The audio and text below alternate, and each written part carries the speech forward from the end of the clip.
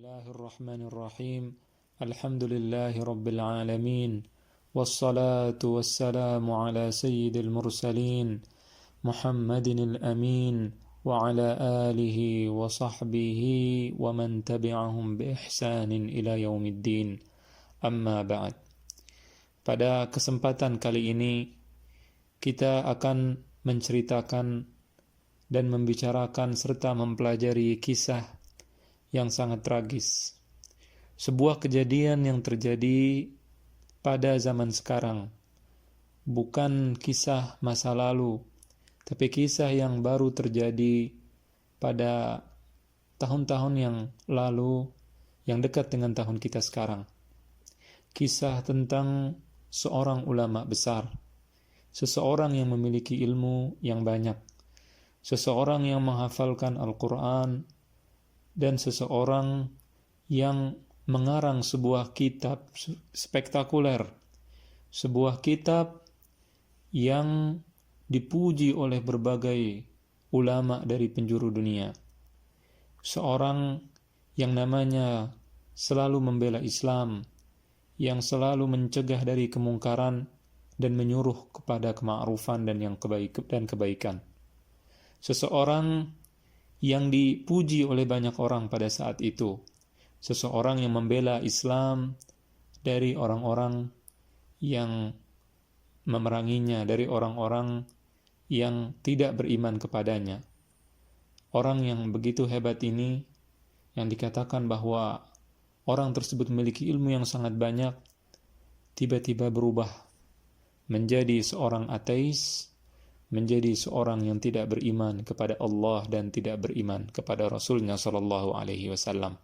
Bukan hanya itu, orang tadi bukan hanya tidak beriman tapi mencaci maki Allah, mencaci maki Rasulullah Shallallahu Alaihi Wasallam, mencaci maki Gua Hira tempat diturunkannya Al-Quran.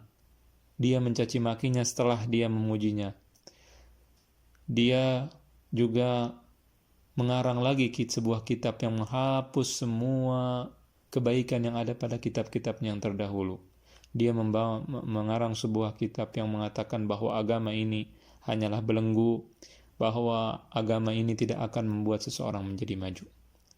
Tentunya akan banyak orang yang heran mendengarkan kisah orang ini.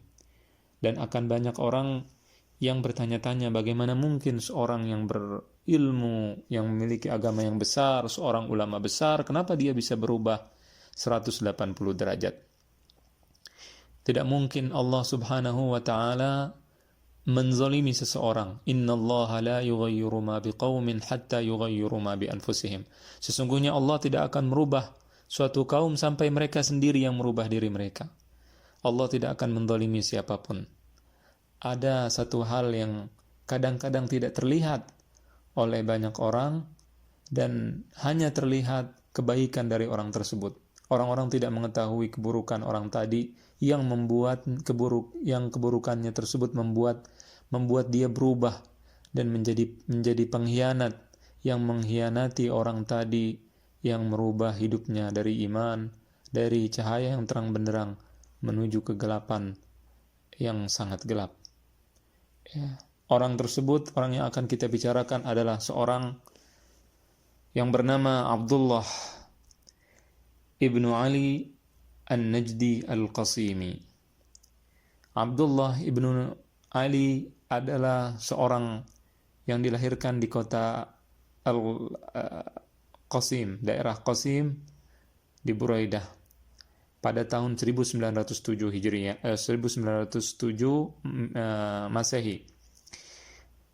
Ketika orang tadi dilahirkan, dia dilahirkan dalam keadaan orang tuanya telah bercerai. Orang tuanya telah bercerai. Kemudian pada saat orang tersebut berumur, atau anak tadi berumur 4 tahun, pada saat umurnya 4 tahun, pada saat umurnya 4 tahun orang tuanya berpisah, bercerai. Jadi dia dilahirkan, kemudian pada saat umurnya 4 tahun orang kedua orang tuanya bercerai. Ayahnya pergi ke kota lain, kota Syariqah sekarang di negara Imarat. Kemudian dia di sana, dan pada saat usianya mulai beranjak anak-anak, Abdullah Al-Qasimi pergi ke daerah Riyadh. Dia pergi ke daerah Riyadh untuk pergi ke Syariqah menyusul ayahnya untuk bertemu dengan ayahnya pada saat dia masih kanak-kanak, di sekitar umur 10 tahunan. Ya, ketika tiba di Riyadh, di Syariqah, ketika tiba di Riyadh, dia bertemu dengan orang yang mengenal ayahnya, kemudian akhirnya orang tersebut membawanya dan pergi bertemu dengan ayahnya. Saat dia bertemu dengan ayahnya, dia sangat kaget ketika melihat ayahnya adalah seorang yang memiliki fanatik dalam beragama, fanatik yang sangat keras dalam beragama, dan orang tersebut tidak memiliki kasih sayang kepada anaknya dan juga tidak memiliki rasa belas kasihan. Jadi orang tadi mungkin salah dalam menafsirkan pemahaman tentang agama, Allahu a'lam. Tapi orang tadi diceritakan oleh Abdullah Al-Qasimi, ayahnya adalah seorang yang sangat keras, seorang yang sangat kasar, dan tentunya kekerasan tersebut dan kekasarannya dibungkus dengan agama. Dan ini banyak sekali orang yang melakukan hal tersebut ketika dia memiliki hawa nafsu yang keras dan kasar, dia membungkusnya dengan agamanya. Dan seolah-olah agama mengajarkan kekerasan dan kekasaran, padahal agama tidak mengajarkan hal tersebut. Kemudian ketika umurnya sekitar 12-an tahun, ya, atau sekitar di bawah 20-an tahun, ayahnya meninggal dunia. Dan saat ayahnya meninggal dunia, maka Al-Qasimi mulai menempuh pendidikan, mengambil belajar ke berbagai tempat untuk menempuh pendidikan agama di sana. Dia pergi ke Irak, kemudian dia pergi ke India untuk belajar hadis, kemudian dia pergi ke Suriah. Kemudian yang menjadi cita-citanya, yang menjadi impiannya adalah dia pergi ke Al-Azhar di Mesir. Dan cita-citanya itu berhasil tercapai, berhasil dia capai. Akhirnya ia berangkat ke Mesir, ke Al-Azhar. Dan Al-Azhar adalah sebuah menara pendidikan Islam, sebuah tempat. Di sana banyak ulama-ulama besar. Di sana banyak ilmu yang besar, yang banyak. Maka datanglah Abdullah Al-Qasimi ke Al-Azhar dan belajar di sana. Kemudian pada saat ia di Al-Azhar, ketika dia sudah mulai belajar di sana, dia memiliki pandangan berbeda dengan seorang gurunya yang bernama Yusuf Ad-Dajawi. Pada saat ada perbedaan tersebut, perbedaan pemikiran, maka Abdullah Al-Qasimi ini tidak menunjukkan atau tidak memiliki adab atau sopan santun yang harus dimiliki oleh seorang murid ketika menjawab, ketika dia ingin menyanggah pendapat gurunya. Akan tetapi terjadi perbedaan pendapat dan terjadi peperangan pemikiran antara dia dengan gurunya tersebut, sehingga dia mengarang sebuah kitab judulnya Al-Buruqun Najdiyah, kilatan-kilatan dari Najd, kurang lebih seperti itu artinya. Di buku-buku tersebut dia menulis hal-hal yang positif dan baik tentang hal-hal yang berkaitan dengan akidah. Di sana dia membela agama Islam, membela akidah Islam. Kemudian Al-Qasimi mengarang sebuah kitab yang spektakuler yang bernama As-Sira' Bainal Islami wal Wathaniyah. As-Sira' Bainal Islami wal Wathaniyah.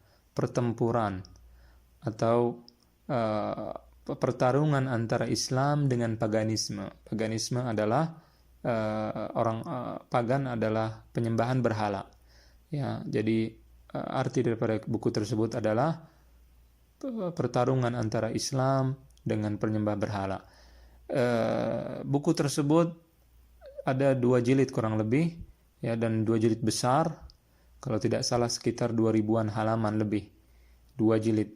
Dikatakan bahwa buku tersebut sudah selesai dikarang. Dikatakanlah, ada yang mengatakan bahwa buku tersebut harusnya 3 jilid, namun jilid yang ketiga tidak sampai dia sempurnakan karena orang tersebut telah berubah menjadi komunis, tidak percaya kepada Allah.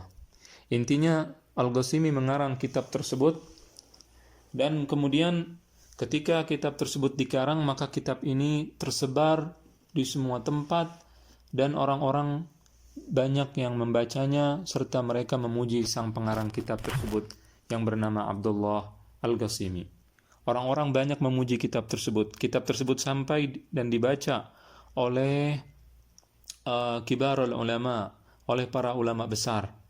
Mereka membaca kitab yang sangat bagus tersebut dan mengatakan bahwa kitab tadi adalah kitab yang spektakuler, kitab yang sangat hebat yang dikarang oleh Abdullah Al-Qasimi, dan itu menunjukkan ketinggian ilmunya dan kehebatannya di dalam menulis sebuah kitab.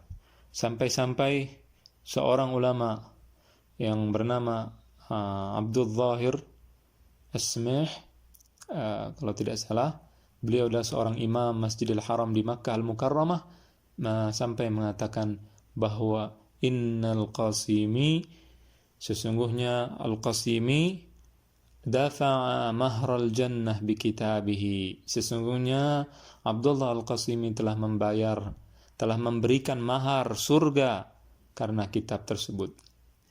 Perkataan tersebut Allahu a'lam, ya, apakah riwayatnya benar atau tidak, Allahu a'lam, tapi sampai tersebar perkataan tadi bahwa Abdullah Al-Qasimi telah membayar mahar surga dengan kitabnya, karena isi kitab tersebut membela Islam, karena isi kitab tersebut menghancurkan dan meluluh lantahkan orang-orang yang musyrik, orang-orang yang tidak beriman kepada Allah dan kepada hari akhir.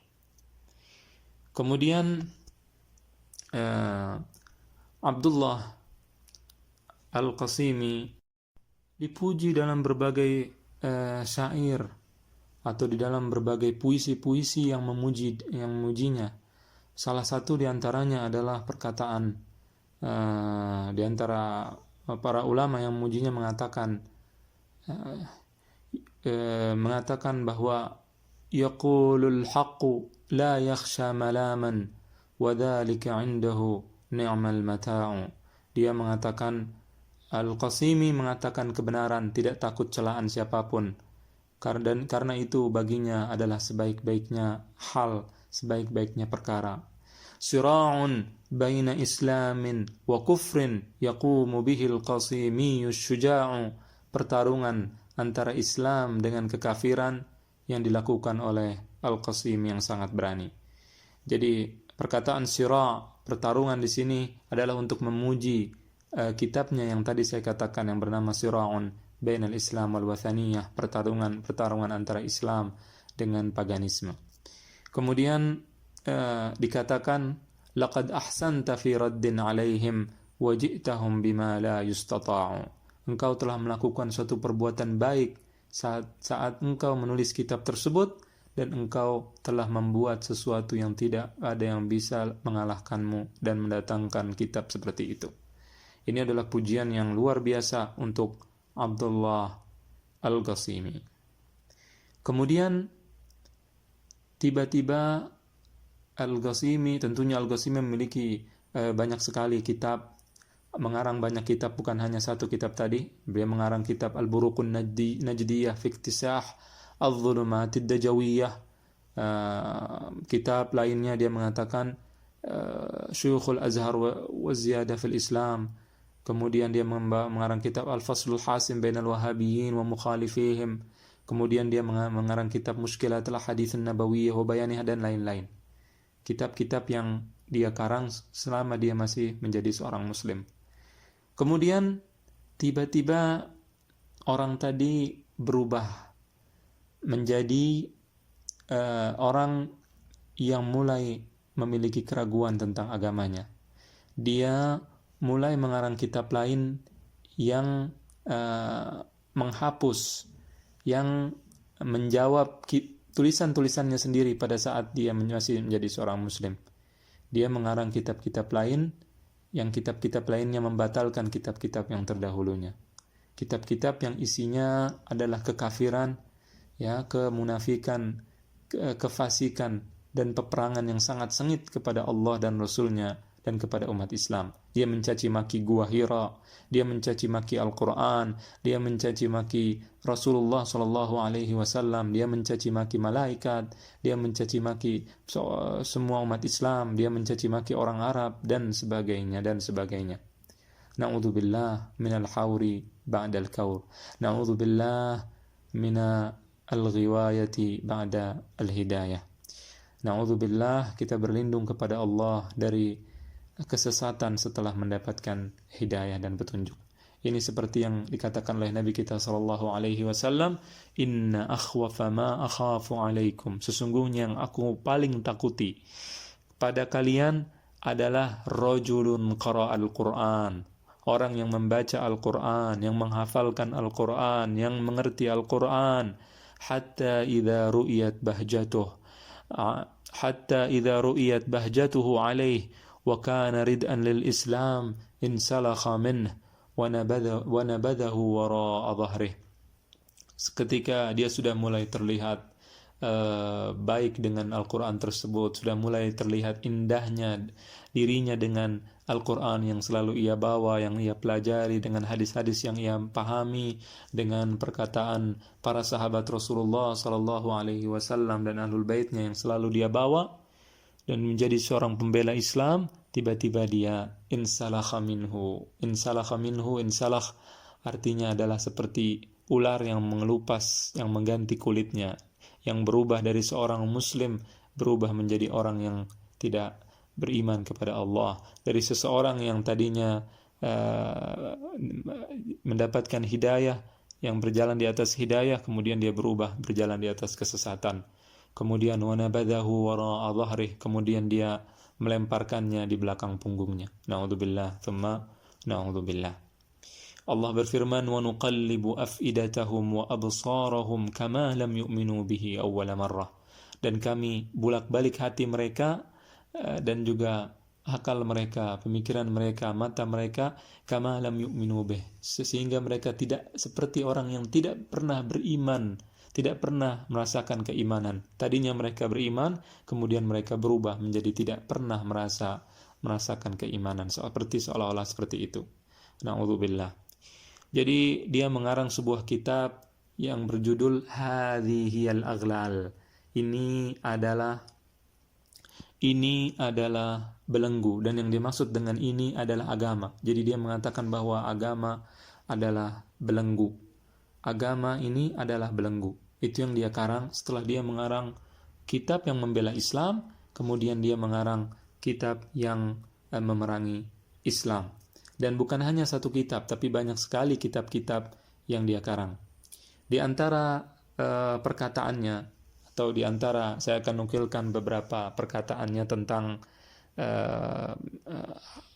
yang tentang tentang perkataan-perkataan dia yang memuji Rasulullah sallallahu alaihi wasallam, yang membela Islam.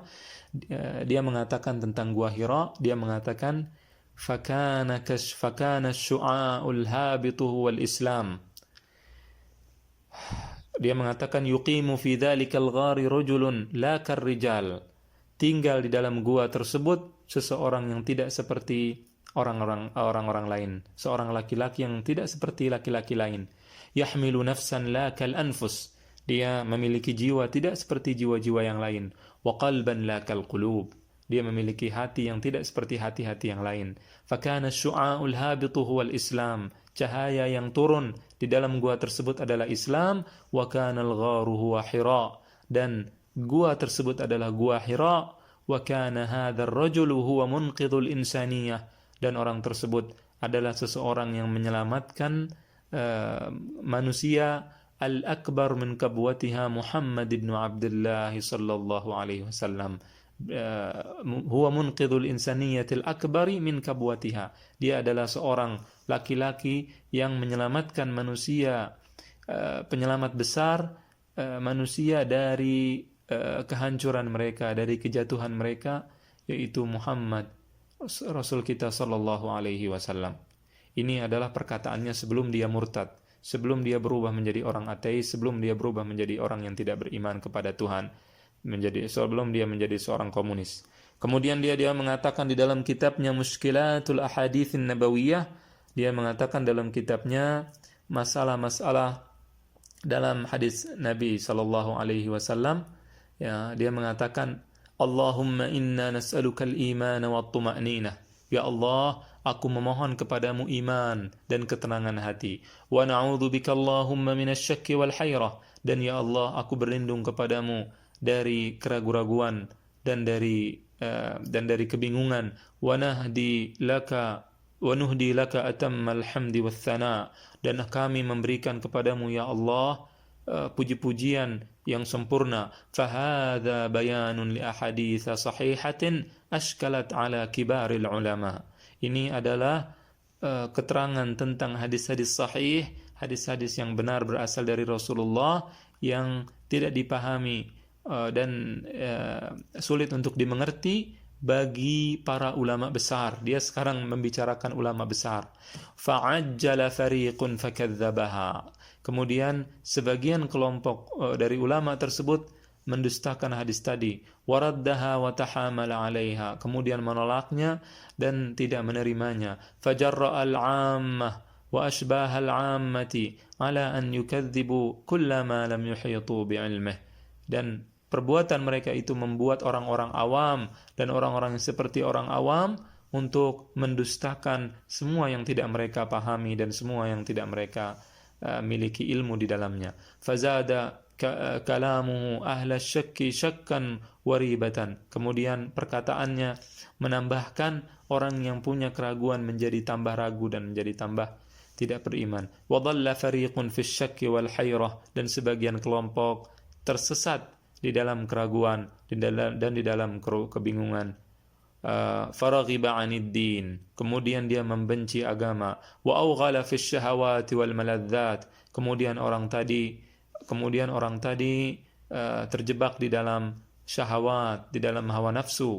Wa nahnu nas'alullaha as-salamata min dzalik. Dan kami memohon kepada Allah untuk keselamatan dari hal tersebut. Kama nas'aluhu lana ar-rasyada wal hidayah fima fa'alna wa fima sawfa naf'al. Sebagaimana juga kami memohon kepada Allah petunjuk dan hidayah atas apa yang telah kami lakukan dan apa yang akan kami lakukan. Ini adalah perkataan Al-Qasimi, perkataan dia sebelum dia murtad.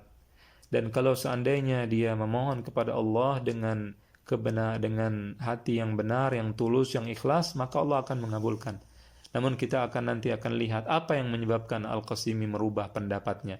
Apa yang menyebabkan orang tadi yang tadinya beriman menjadi orang yang murtad dan tidak beriman kepada Allah Subhanahu wa ta'ala. Kemudian ketika orang tadi murtad, kemudian dia merubah isi atau merubah pikirannya, maka dia mengarang kitab-kitab yang isinya membatalkan apa yang telah tadi dia sebutkan sendiri dalam kitabnya. Dan kemudian bahkan dia mencaci maki Allah dan Rasulnya Shallallahu Alaihi Wasallam. Kita lihat sebagian dari perkataannya. Tadi kita mendengar bagaimana dia memuji Gua Hira, bagaimana dia memuji Rasul Shallallahu Alaihi Wasallam. Kemudian di dalam kitabnya yang lain, setelah dia murtad dari agama Islam, dia mengatakan fi ghari Hira dhahabtu ila al-ghar, aku pergi ke gua Hira, ghari Muhammad wa ilahi wa malakih, ghari Muhammadin wa ilahi wa malakih. Guanya Muhammad, dia tidak mengatakan nabi, dan Tuhannya dan juga malaikatnya, ilal gharil abisil yabisil ba'isil ya'is dhahabtu ilaihi istijabatan lil awamir. Aku pergi ke sebuah gua yang pucat, yang basi, yang jelek, Kemudian aku pergi ke tempat gua tersebut untuk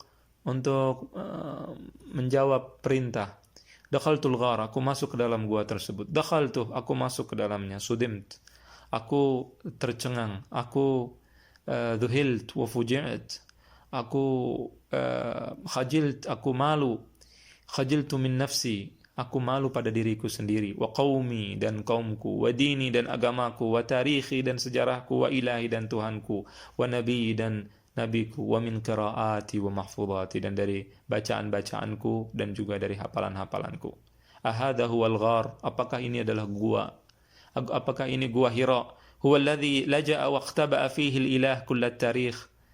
Apakah ini adalah gua yang Tuhan bersembunyi di dalamnya, dan sampai perkataannya yang luar biasa besarnya dan penghinaannya kepada Rasul sallallahu alaihi wasallam. Kemudian dia mengatakan di dalam kitabnya yang lain, manusia ini mengatakan, hal yumkin tasdiqu bi anna wathaniyat at-tauhid, dapatkah kita mempercayai bahwa wathaniyah dan keberhalaan tauhid, hiya adkhamul wathaniyat, dia adalah keberhalaan yang paling besar. Wa bi anna jami'al wathaniyat la tastati' an tunafisa al-wathaniyah allati ja'a biha nabiyyut tauhid Muhammadun mualliman wa munaffidan laha. Dan semua keberhalaan tidak ada yang bisa mengalahkan keberhalaan Nabi Muhammad, keberhalaan yang didatangkan oleh Nabiyyut Tauhid, Nabi Muhammad sallallahu alaihi wasallam, yang mengajarkan dan juga mempraktekkan hal tersebut. Inna lillahi wa inna ilaihi raji'un. Kemudian banyak sekali hal-hal lain yang dikatakan oleh Al-Utsaimin sampai Syekh Muhammad bin Ibrahim, mufti Mekah atau mufti Saudi pada saat tersebut, menghalalkan darahnya karena penghinaannya kepada Allah dan kepada Rasulnya sallallahu alaihi wasallam.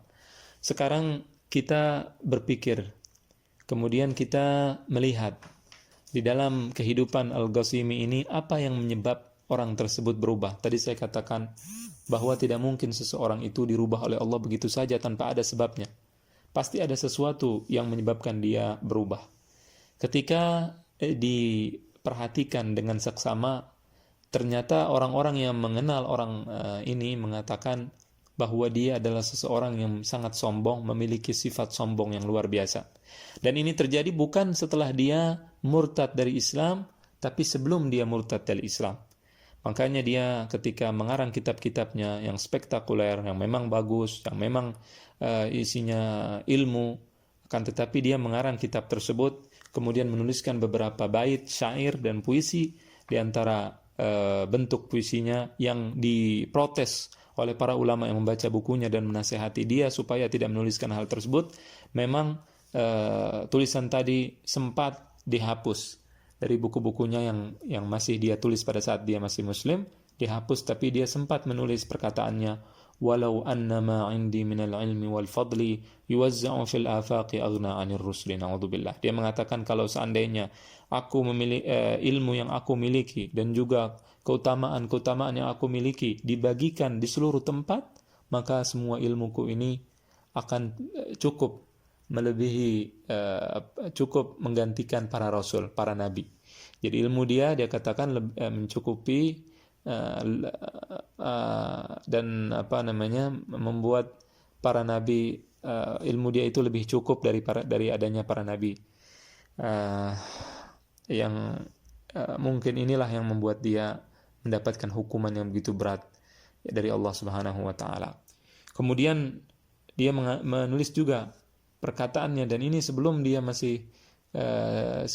berubah menjadi ateis, sebelum dia berubah memusuhi Allah dan Rasulnya, dia menulis sebuah tulisan, sebuah puisi. Dia mengatakan, walau ansafu kuntul muqaddama fil amri, kalau mereka jujur maka aku adalah orang yang akan selalu berada di depan dalam setiap urusan. Walam yatlubu ghairi ladal hadithin nukri, dan mereka tidak akan mencari selain aku pada saat terjadi hal-hal yang terjadi hal-hal yang baru, terjadi hal-hal yang mereka ingkari. Walam yubsiru ghairi mata dzukira dzaka, dan mereka tidak akan melihat selain aku ketika disebutkan kecerdasan. Ketika orang menyebutkan kecerdasan, maka mereka tidak akan melihat kecuali Abdullah Al-Qasimi. Walam yubsiru ghairi lada ghaibatil badri, dan mereka tidak akan melihat selain aku pada saat bulan purnama tenggelam. Fama ana illa syamsu fi ghairi burjiha, aku hanyalah matahari yang tidak berada dalam tempatnya. Wama ana illa durru fi lujajil bahri, dan aku hanyalah mutiara, dan aku adalah mutiara yang berada di dalam ombak di lautan. Itu adalah perkataan yang memuji-muji dirinya. Mungkin sifat kesombongan tersebut yang beberapa orang sempat melihat hal tersebut sebelum dia murtad, sebelum dia berubah dan menasehatinya, namun ternyata kesombongannya itu lebih tinggi daripada ketakwaannya dan ketakutannya kepada Allah Subhanahu wa taala. Kemudian orang tadi terus menjadi penulis sampai akhirnya dia diusir dari Mesir. Dia tinggal di Mesir, kemudian deportasi ke Yordania atau ke Lebanon, kemudian diusir dari Lebanon karena membuat kegaduhan di mana-mana, sampai akhirnya orang tadi dibalikkan kembali ke Mesir dan kemudian wafat di sana pada tahun 1996. Pada bulan Januari, ya, Abdullah Al-Qasimi wafat di tahun 1996, dan buku-bukunya pun ada sampai sekarang, masih ada buku-bukunya. Sebagian bukunya menunjukkan keimanan dia kepada Allah pada saat dia masih beriman, dan sebagian bukunya menunjukkan kekafiran dia kepada Allah dan kepada Rasulnya Shallallahu Alaihi Wasallam, dan peperangannya melawan Islam, peperangannya melawan akhlak yang baik, peperangannya melawan peperangannya melawan kebenaran dan kebaikan. Dia membuat organisasi-organisasi yang tujuannya adalah menyamakan laki-laki dengan wanita. Dia membuat organisasi tersebut di Mesir, ya, dan orang ini mati di panti jompo, orang-orang yang sudah lanjut usia. Di sana dia mati setelah dirawat sekitar 2 mingguan. Na'udzubillah minal hawri ba'dal kawr wa minal riwayati ba'da al-hidayah. Mudah-mudahan kisah ini bisa membuat kita selalu membaca doa, ya muqallibal qulub tsabbit qalbi ala dinik. Wahai zat yang maha membalak-balikan hati manusia, kuatkanlah dan juga teguhkanlah hatiku. Tsabbit qalbi ala dinik, atas agamamu. Teguhkanlah hatiku atas agamamu. Ya, karena seseorang walaupun sekarang muslim, walaupun sekarang mukmin, dia tidak tahu apakah akan dicabut nikmat tersebut atau tidak. Dan harus kita ketahui bahwa nikmat iman dan Islam adalah sebaik-baiknya nikmat. Kemudian satu hal yang kita pelajari dari kisah Abdullah Al-Qasimi adalah kalau seseorang memiliki sifat kesombongan atau sifat-sifat lainnya yang menjauhkan dirinya dari Allah dan Rasulnya SAW, dia harus segera berusaha untuk menghindari sifat tersebut, karena barangkali sifat itulah yang mengkhianatinya, karena barangkali sifat itulah yang akan menjerumuskannya, menghancurkannya, merubah kehidupannya, menghancurkan masa depannya di dunia dan di akhirat. Na'udzubillahi ta'ala. Oleh karena itu hendaklah kita merubah diri kita sebelum Allah merubah kita. Tentunya alhamdulillah dalam Islam tidak ada orang yang berilmu, ulama besar, ulama yang mendapatkan ilmu dari Allah dan yang mewariskan ilmu Allah dan Rasulnya Shallallahu Alaihi Wasallam murtad. Ini adalah kejadian yang sangat aneh dan kejadian yang jarang terjadi, seperti kisah Bal'am bin Ba'ura pada zaman dahulu, pada zaman Bani Israel.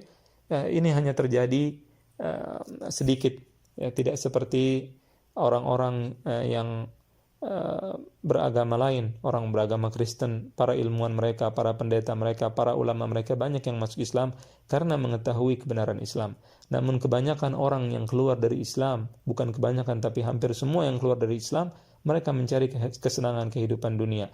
Maka kita lihat sebelum mereka keluar dari Islam, mereka adalah orang-orang yang diatur oleh agamanya tidak boleh makan makanan yang jorok, tidak boleh makan makanan yang jelek, tidak boleh melakukan perbuatan yang jelek. Namun setelah keluar dari Islam, mereka minum minuman keras, kemudian mereka main perempuan dan lain sebagainya, dan itu adalah suatu hal yang sudah umum dan lumrah kita ketahui. Ya, oleh karena itu fenomena ini bukanlah fenomena yang banyak, tapi jarang terjadi dan sedikit sekali terjadi. Alhamdulillahirabbil alamin. Dan kalaupun terjadi, itu disebabkan oleh sesuatu yang ada pada diri orang tersebut. Oleh karena itu mudah-mudahan kisah ini bisa menjadi inspirasi buat kita untuk menghilangkan sifat-sifat jelek yang bisa menjerumuskan kita. Allahu a'lam wa sallallahu ala sayyidina Muhammadin wa ala alihi wa sahbihi ajma'in. Wassalamualaikum warahmatullahi wabarakatuh.